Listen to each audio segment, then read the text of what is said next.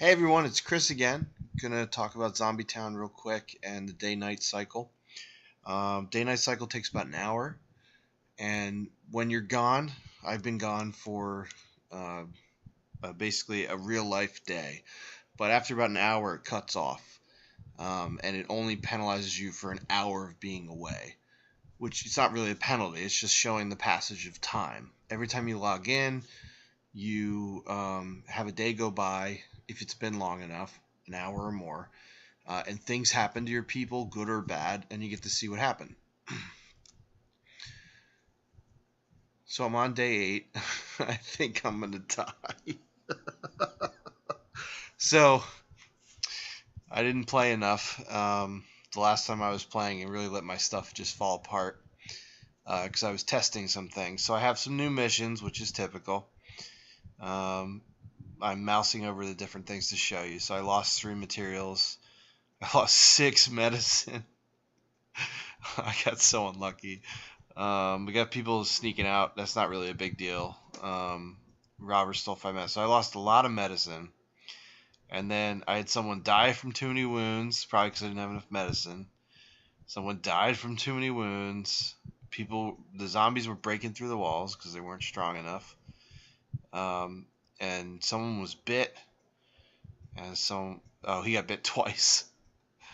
And he looks like he's still alive. So this Emmanuel Wilson is still alive, but his friends Ben Johnson and Stacy Davis both died. So now let's go into town and let's see how many survivors I have left. So I'm going to hit my H button to see home. I'm going to take a look at my survivors, and I got one dude left who's bleeding and infected.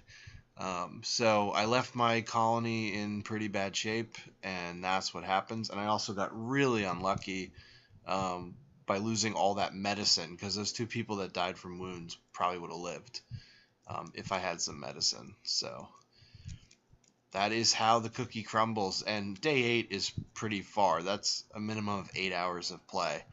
So the game gets harder and harder and harder. And I have not been playing to win. I've been playing to test things. So a lot of my stuff is still on level 1 for medical bunks. Storage is at 0. Walls are at 0. So I'm not as upgraded as I should be. But that shows you how the day-night cycle works and how you might want to pay attention to your resources up at the top right and try and keep them high. And you don't necessarily want to spend all your materials because if a few bad things happen, you might run out and people start getting bit by the walls breaking down. So it's a complicated game. There's a lot going on. And there's definitely many different strategies in terms of what you want to upgrade first between the 4 buildings, medical bunk storage, and walls. So many different strategies. And then based on the characters you get, they may be at the bottom right where it says bleeding infected. It may also be like he's an engineer, which means he's better at the walls, or a chef, which means he's better at storage. So those kinds of pickups will change the way you play and which objects you upgrade first. So very complicated game, besides being pretty fun to just slash zombies. And the longer you play, the tougher it gets. Good luck and have fun.